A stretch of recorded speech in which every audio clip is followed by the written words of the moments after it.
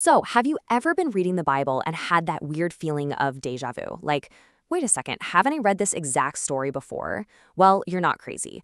The Bible actually tells the history of Israel's kings twice. You get it once in the books of Kings, and then you get it all over again in the books of Chronicles. It's one of the most fascinating puzzles in the Old Testament, so let's dive in. This is the big question, isn't it? Because it's not just a simple copy-paste job. Oh no, the details are different, the stuff they choose to focus on is different, even the whole vibe is different. So why would you have two separate versions of the same history sitting right next to each other in the same book?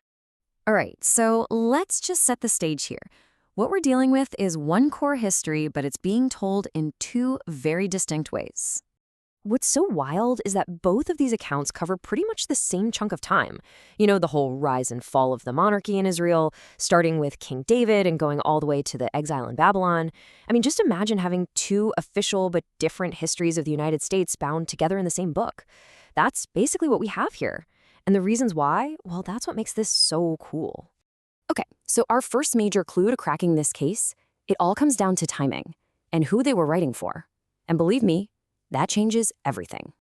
So this right here is the absolute key.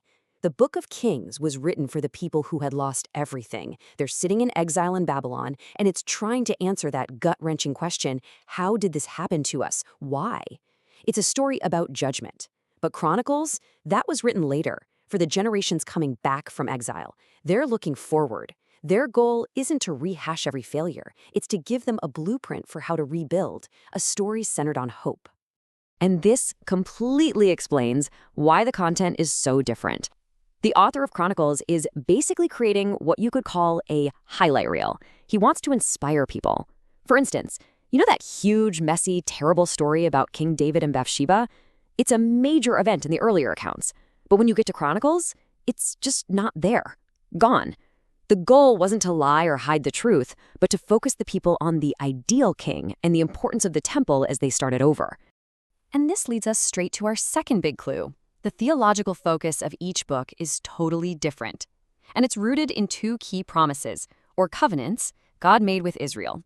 The Book of Kings is absolutely laser-focused on the Sinai covenant, you know, the law given to Moses. So on every page, it's constantly asking, did the king and the people follow the rules?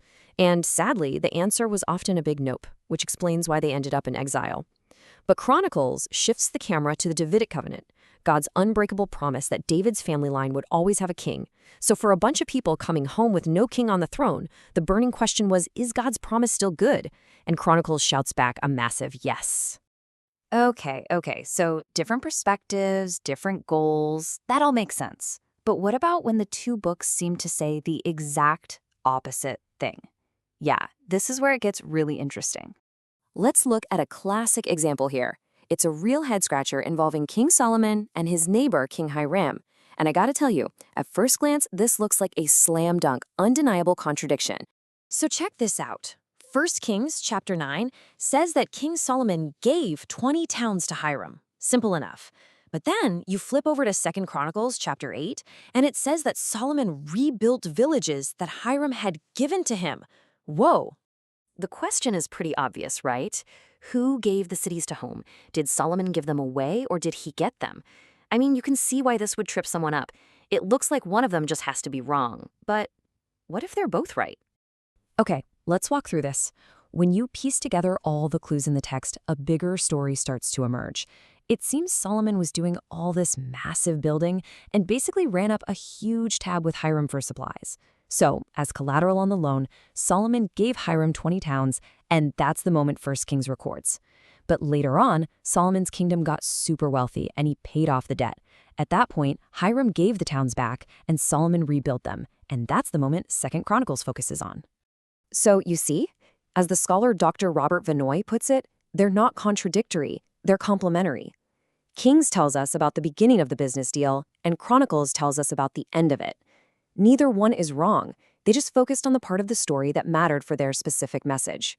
You know, a modern analogy makes this concept click perfectly. Let's imagine investigators show up to the scene of a fatal accident, and they get two totally different reports from two very credible eyewitnesses. Okay, so the first witness says, I saw it. She was standing on the corner, a bus hit her. She was injured for sure, but she wasn't killed. But then the second witness says, no way. I saw it happen. She was in a car that crashed, and she was killed instantly. Now, those sound completely contradictory, right? But then the investigators discover the missing piece of the puzzle. After the bus hit her, a good Samaritan put her in his car to race to the hospital, and on the way there, that car got into a second fatal accident. Suddenly, it all makes sense. Both witnesses were telling the 100% truth. They just saw different parts of the same tragedy. And that right there is the perfect picture of what's happening between Kings and Chronicles. And once you get that, it honestly changes the way you read these books. So here's the bottom line, the main takeaway. The differences between Kings and Chronicles aren't a mistake to be explained away. They're not a flaw. The differences are the message. It proves a powerful point. An author's purpose, what they want you, the reader, to feel and understand, is going to fundamentally shape how they tell a story. So let's just recap.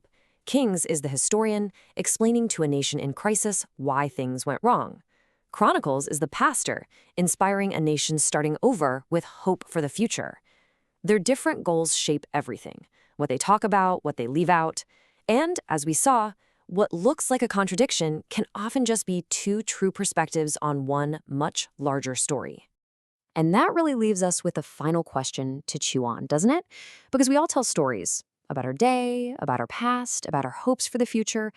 So the next time you tell one, maybe just think about this. How does my purpose, my goal for the person I'm talking to, shape the way I'm telling this story?